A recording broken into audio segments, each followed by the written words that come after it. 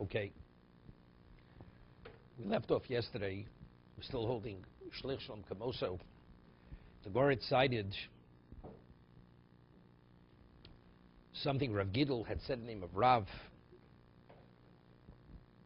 The Gemara said, Elohodi Am Rav Gidl Am Rav. Go back where we left off. Minayin Shlich Shalom Kamoso.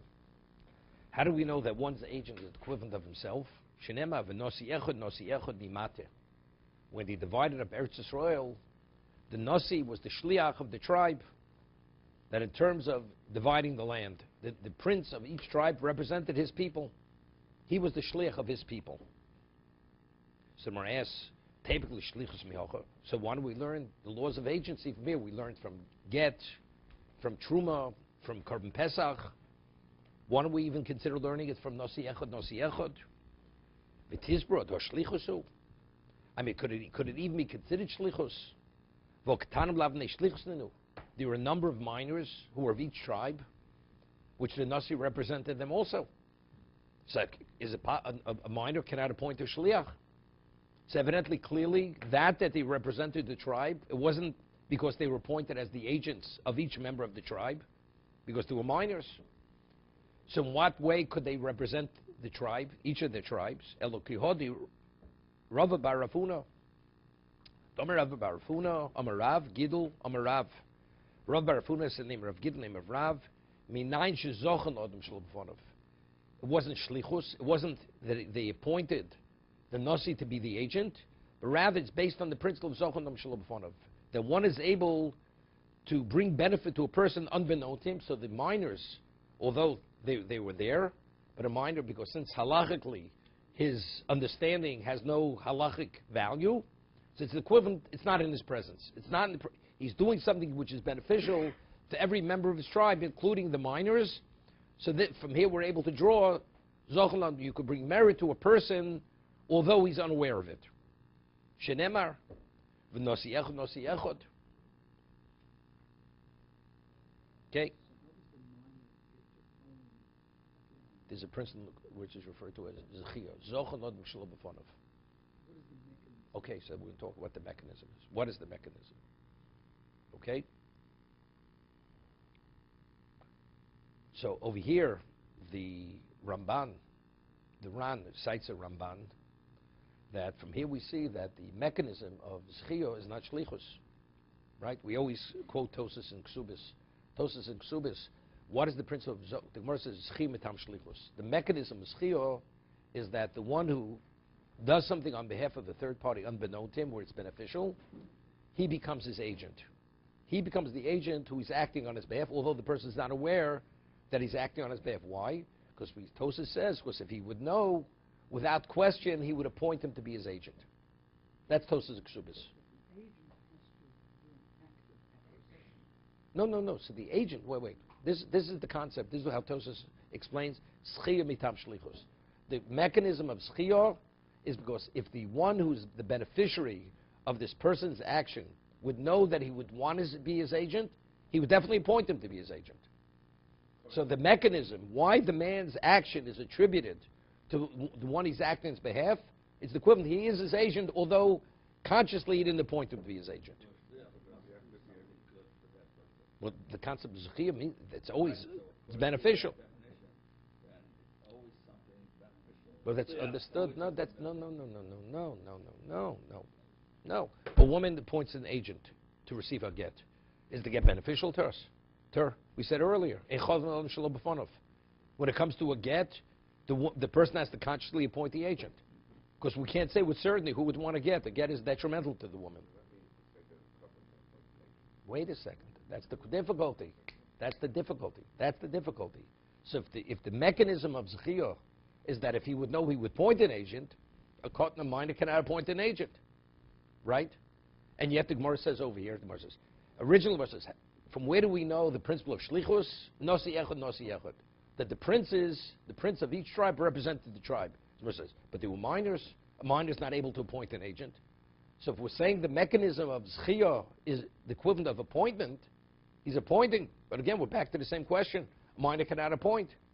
So evidently, it's clear from the Gemara over here, when the Gemara says it's Zochlam Shul B'Fonav, that the mechanism of Zechiyah is not the equivalent of appointing the person. That's the Ramban's proof. So the Ramban says in Bav Mitzvah, from here we see that the mechanism of Zechiyah is not Shlichus. It's not an agent, right? Most other Rishonim argue with him, right? There's a run over here, okay?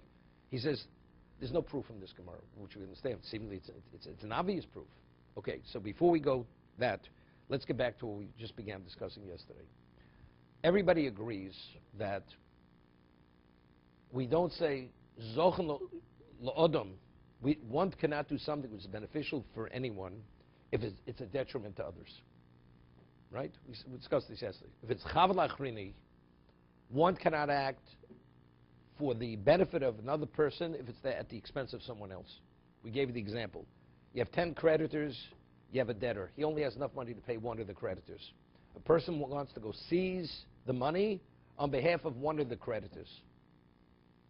But factually, if he seizes that money, the others are out. They have nothing to collect from. Can he, can he not? The halach is he cannot. Cannot. Because it's chav lachrini, because it's a detriment to the others. That's Gemara Bava Metzia. Okay? What about if the creditor would appoint somebody to be a shliach to seize on his behalf? The creditor could seize the property himself. There's not a creditor, he's a creditor. What about if you would specifically appoint him to be an agent? I want you to seize on my behalf. Is it valid? Rashi says yes. Wait a second. If you heard what I just said, then you'd understand why it's not valid. Right? Same that if we're saying now, what is the mechanism of Zechiyah? Because if he would know, he would appoint him. So we're saying that Zochen Ad Mishlo B'Fonov, why isn't it effective? Because it's a detriment to the others. What exactly is the mechanism of that? It's the equivalent. He appointed you. Because if he would have known, he would have appointed you. He would have appointed you. So if he actually appoints you, could it be better than that? The mechanism of Zechiyah, whenever a person does something unbeknown to the person, it's the equivalent he appointed you.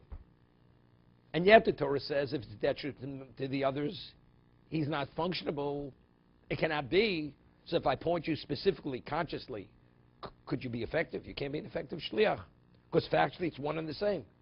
Zechiyah, and when you point the person, the mechanics is the identical mechanics. Right? So therefore, in either case, and that's Tosafos' position. Rashi differentiates. Rashi says, if you do it unbeknown to the person, if it's a detriment, it doesn't work. It cannot be. But if he appoints you to be the shliach directly, then he can. He can act on behalf of the one who appointed him. So Tosafos says, but it's unacceptable. If it's chizm tam shlichus and the rationale is because he appointed you, so Zechiyah, it cannot be effective. So why, when you appoint him, why isn't it better? Because Chiyah is the equivalent of appointing the person. That's Tosafos' question on Rashi. And therefore he disagrees. There is no difference whether you appoint him or you don't appoint him. If it's chav lachrini, it's a detriment. You cannot be an effective shliach. So how do we understand Rashi? Right, Rashi is the one we have to understand. So there's a famous Ktsos. The Ktsos HaChoshen explains Rashi this way. Because the Ktsos has difficulty with Tosafos. We rule that Yush lo midas lo have yush. The Gemara says in Bav Metzia that if a person loses something and he's not aware that he lost it, he's unaware he lost it. But if he would be aware that he lost it, he definitely would despair. Without a question. And now somebody finds the object before the person is aware that he lost it. Does he have an obligation to return it? So we rule like Abaye. This is one of the 6 exceptions. Normally Rav and Abaye, we rule like Rava. The 6 exceptions, Yalka Gam, that we rule like Abaye. The Yush lo midas lo have yush. That Yush, the only time when you despair, is it released for the public to take possession of. That's only if the person consciously despairs. He has a sense of hopelessness. But theoretically, if he would have known, although definitely he would have, it's not considered he despaired. Okay, and the Gemara applies this to other situations. If the person would have known, he definitely would have, we don't reckon with that.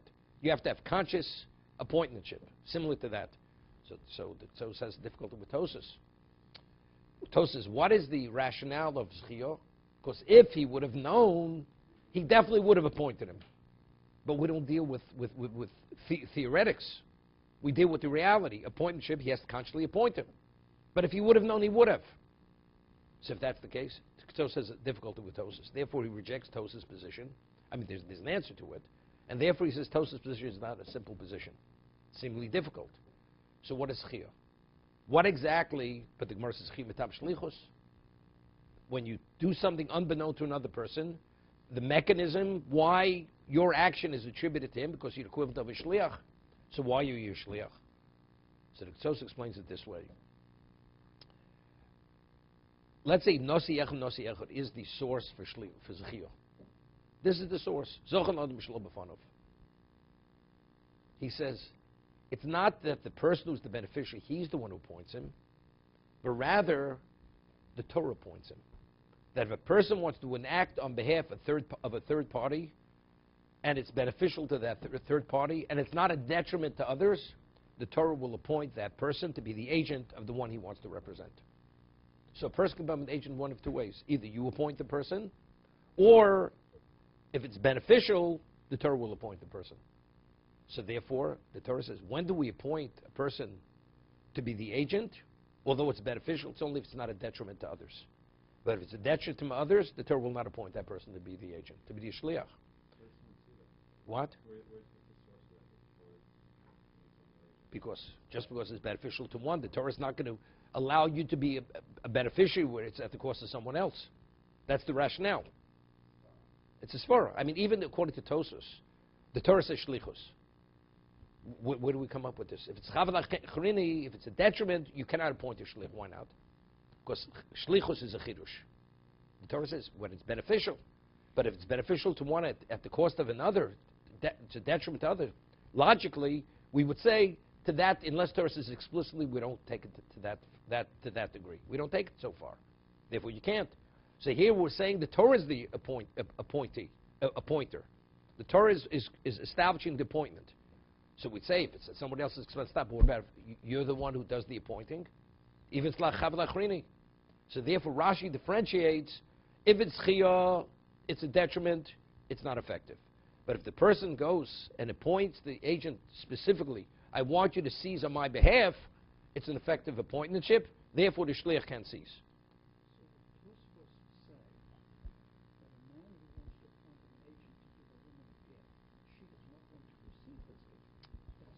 No. We'll get there. It's not a question. Not a question.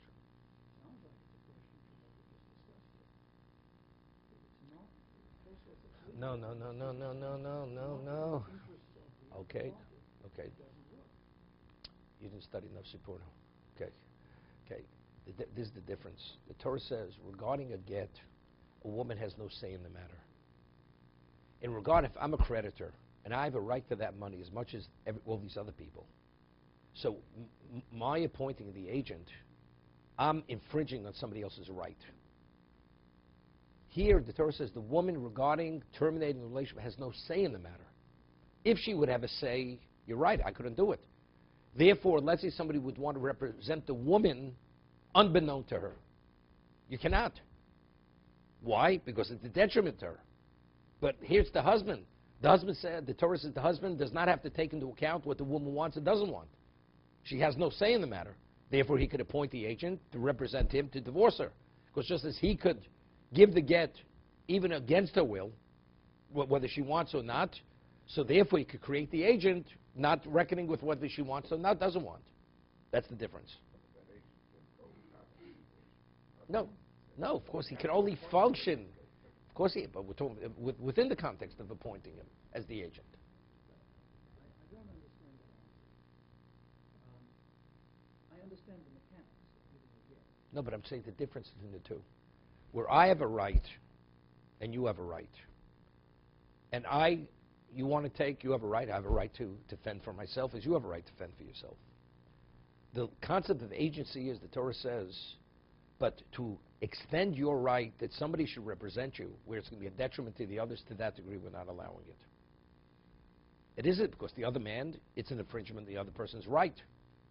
So as a result of creating an agent, the other person's right is being removed, is being taken. The opportunity is being taken away from him. The Torah says when a man divorces a woman, his wife, the woman has no say in the matter whatsoever. She has no rights. The woman has no rights regarding her relationship. when it's terminated, when it's not terminated. Therefore, the concept of infringement, there's no infringement over here. The Torah, the husband doesn't have to reckon with what she wants and what she doesn't want. So if that's the case, it's not called, it's a detriment to the woman. It's an infringement on the woman. The woman's position is irrelevant. Therefore, the Torah says you appoint an agent. Therefore, you cannot draw from that case to a case where it's a detriment.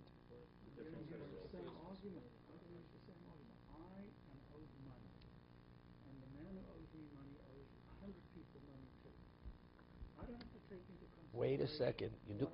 You as a person. No, I understand that. Wait a second.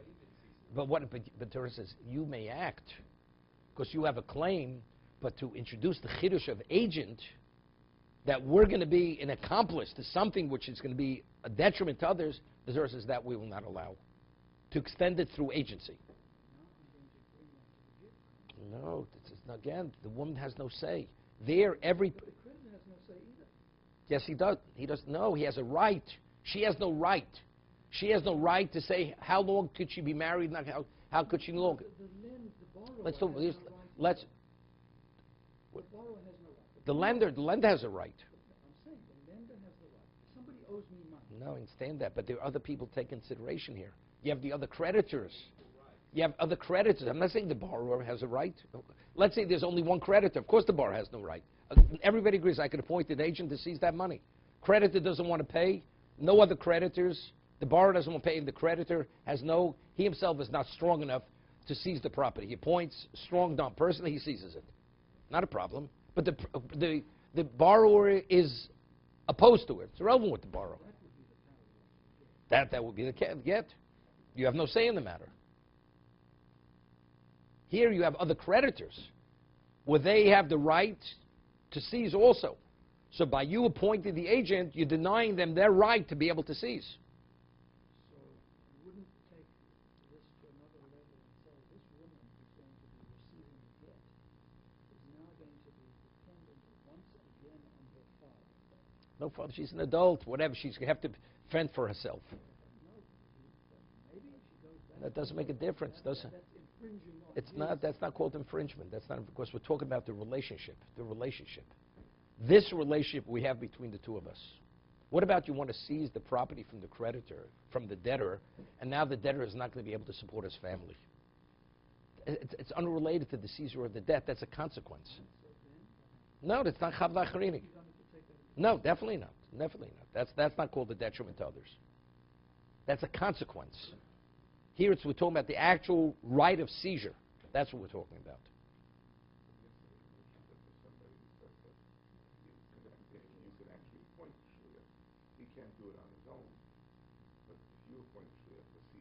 That's Rashi. That's what we're talking about.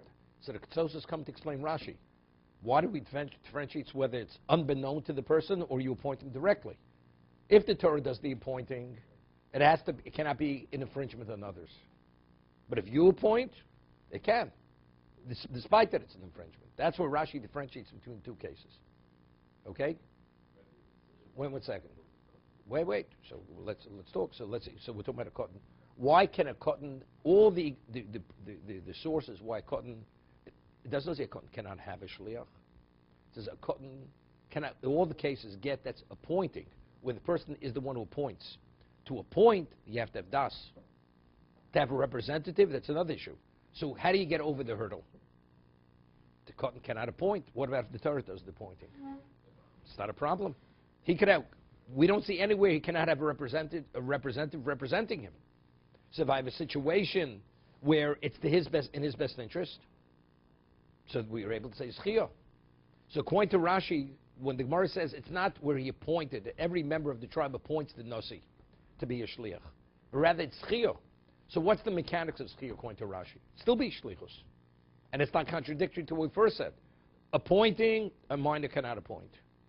But if it's the context of a schiyah, the nasi is doing something which is beneficial to the child.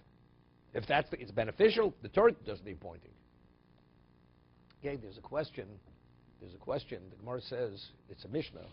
The Mishnah says in Ksubis that ger kotten matbin lo sodas bezdin. A minor converts. The whole family's converting. So it says a minor, he could be converted, and who is the one who converts him, the Bezdin. Adil das kot al das Bezdin. And then he has the right, but when he becomes bar mitzvah, that if he's opposed to it, we have to tell him, you were converted, and he has the right at bar mitzvah to oppose it or not oppose it. If he says, I'm happy with what happened, then he's a Jew from the time that he was converted. And if he says, I'm opposed to it, then he's not a Jew. Because you can't force something upon a person, right? It's not a court ruling. It's their action. It's not a ruling.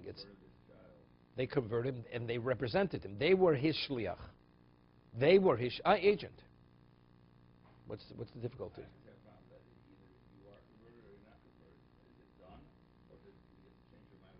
He's not changing his mind. He's not changing his mind. What he says as a child has no value. Now as an adult, he's telling us whether he wants what we did for him or doesn't want what he did for him. So would that mean he was never a Jew? I'll give you an example. You want to buy me a gift. And I say to you, I'm not, and we say, and when you want to give me the gift, I say, you know something?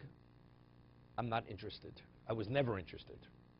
Could you force it upon me? You can't force it upon me. If I say thank you, so that means retroactively, from the time that you did the acquisition, your acquisition was my acquisition. You were my agent.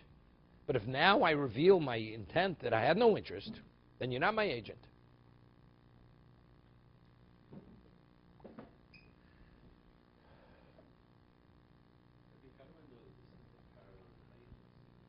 One second, I just want to get back to this.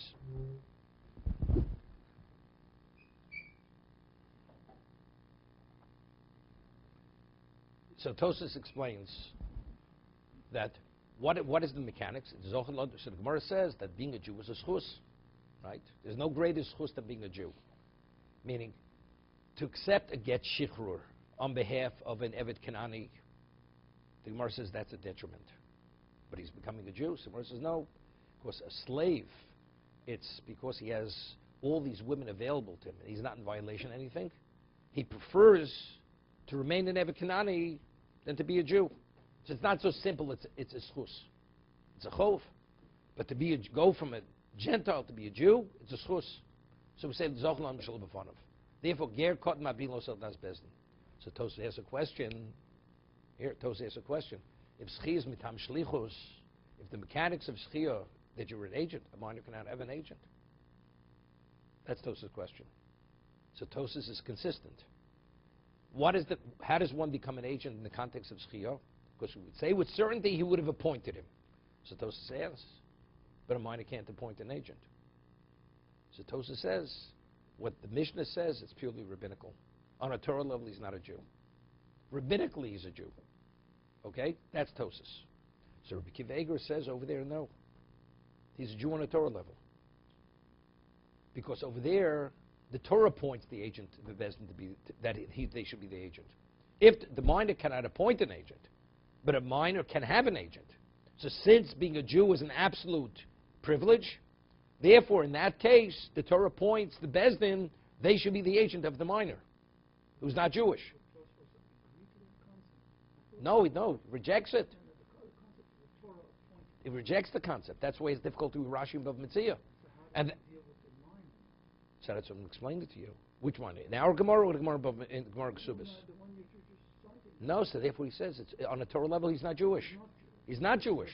It's purely rabbinic. That's what he explains. He's not saying it in Tosas. No, he's saying differently than Tosas. Saying differently. That's according to Rashi. That would be according to Rashi. According to Rashi, he's a bona fide Jew. Because Rashi understands the Torah appointment. Right, the Torah. What is the deficiency in a child?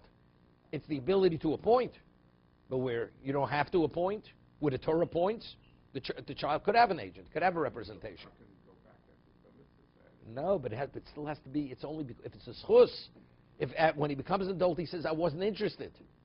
Even the Torah is an agreement. We won't appoint you to be an agent. Right? Same idea. In that case, why do we wait till he's 13? If he's a goy, he can have a parshas before the 13. Why? If he says at 8 years old, I'm not interested, why would that matter? There's a question how old he has to be. When it says when he becomes an adult, Is it 7 or 8, or is it when he's 13? Well, I understand that you said that converting a Gentile is a sport and it works. But converting No, Hebrew not doesn't. converting. Not converting. Hello.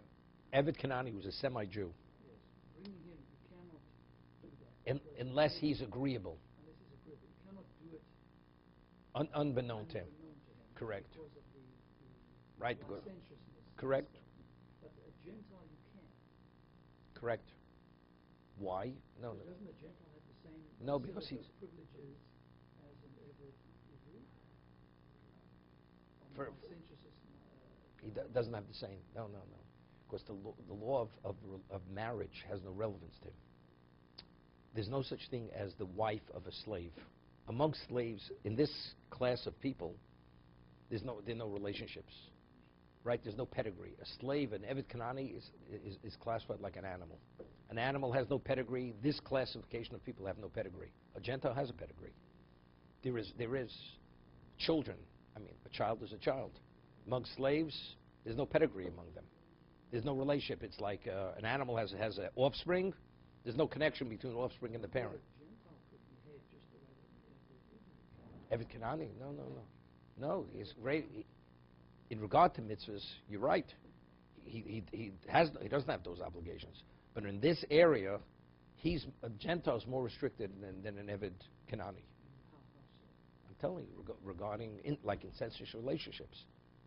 Essentially, that's different from Or different things. Let's say a slave has a wife. There's no such thing as a slave having a wife. There's certain things. What I'm not getting. The Gemara says because the women are available to him, and because the availability of licentiousness is a way of life by them, it's not a way of life that he wants to give up. Also, it's a way of life. What the way slaves live their lives, and the way even a Gentile lives his life. It's a greater degree of responsibility. What?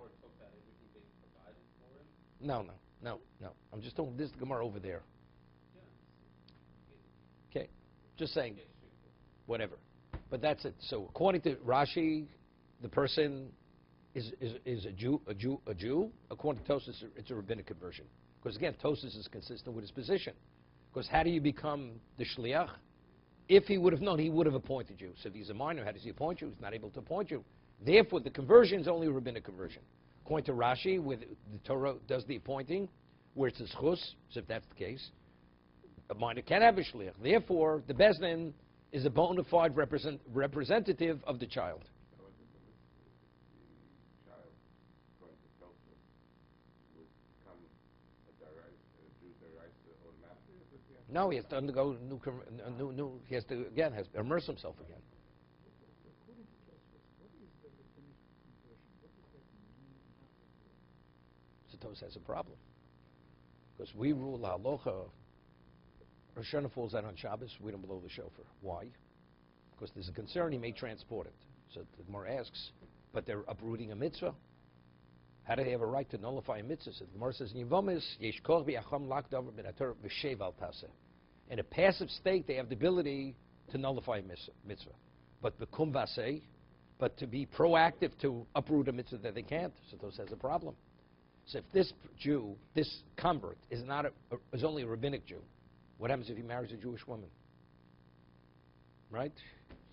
He's being actively doing, when he becomes an adult, if he doesn't undergo a new conversion, he doesn't undergo, rabbinically we say he's a Jew. He does, let's say he doesn't. He hasn't done it yet. And he marries a woman. Tosfos says he's permitted to remain married to a Jewish woman. A Gentile is cohabiting with a Jew. Or let's say it's a woman. Her children are not Jewish. But we treat our children as if they are Jewish.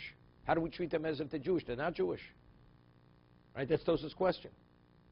According to his understanding, that it's only a rabbinic conversion.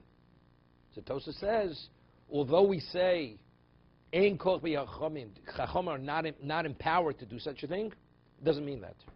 If they choose to do it, they have the ability. They're authorized by the Torah, empowered, that they're vested with the power to bring about such a thing. That's Tosfos' answer, which is a tremendous dochik. I mean, it's difficult. No, they're not the Raisa Jews. They're not. You're not in violation of. There's no prohibition. of the Jew cohabiting with a non-Jewish woman. Or the children, rabbinically, even though they'll be doing many things which a non-Jew is not permitted to do, because this was authorized under the auspices of Chazal, the Torah says it's okay, although he's not a bona fide Jew. He's not a bona fide Jew. Well, if the woman's a Gentile, really, children aren't Jewish. They're rabbinically Jewish. Unless they undergo another conversion. Unless they undergo another conversion. According to Rashi, the whole discussion doesn't start. Because it's a schus, the Torah appoints the agent. The Bezdin is a qualified agent of the child. It's a valid conversion. And according to Rashi, when he becomes, let's say, 13 and he says he doesn't want it, so if he appointed the agent according to the Torah level and he became Jewish, how can he undo? No, it's only because it's not a tzadi. This reveals to us. Right, hindsight that right. The presumption is it is, therefore the Torah does. But if he reveals it's not, say it's not. So let's get back to our Gemara, how this has relevance to our Gemara. The Gemara originally said, where do we learn Shlich Shom Kamoso? Nasi Echad, Nasi Echad. That each member of the tribe appointed the Nasi to divide the land, to act on as his agent, to identify his portion of land. Right? That's the Gemara. The Gemara says, how's this possible? You mean to say there were minors? The minors in every tribe. A minor cannot appoint a Shliach. That's the Gemara's question. The Gemara says, it's not appointment, it's Zochmod Mishlo B'Fonov. But rather, they're acting on behalf of the children, of the whole tribe. So according to Tosas, how would he learn the Gemara's answer? The mechanics of Zchiyah cannot be Shlichus. But no, no, there's a Pasuk, it's a Pasuk. There's a Pasuk here. There's the Torah saying this, that the Nasi is a bona fide representative of every member of the tribe, including the minors. So evidently we see from here that the principle, the concept of Zchiyah, is not within the context of Shlichus. The mechanism is not agency. But rather, the words of the Rishonim is, he could be the Yad. He's the extension of the child. The Torah says something which is beneficial to another person, your hand is the equivalent of his hand. It's not agency.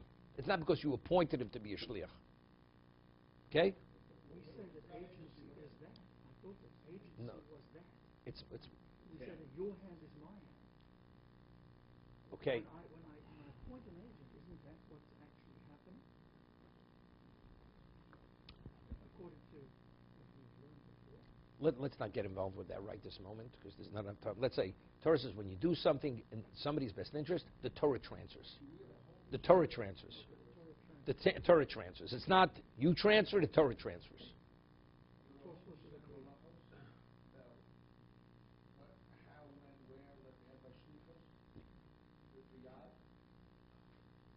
Well, evidently, clearly.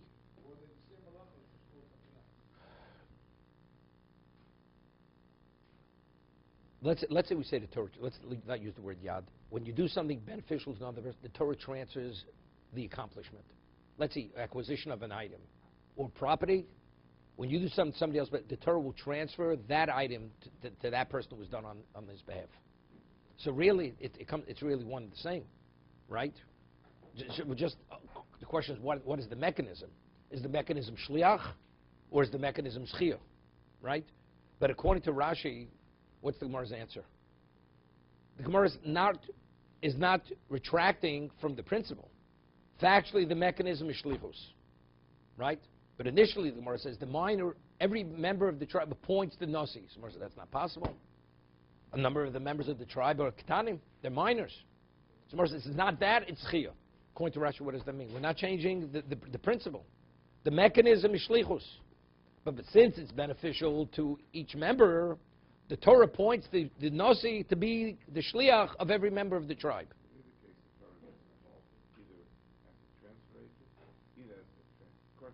Either to point the individual or to transfer the object.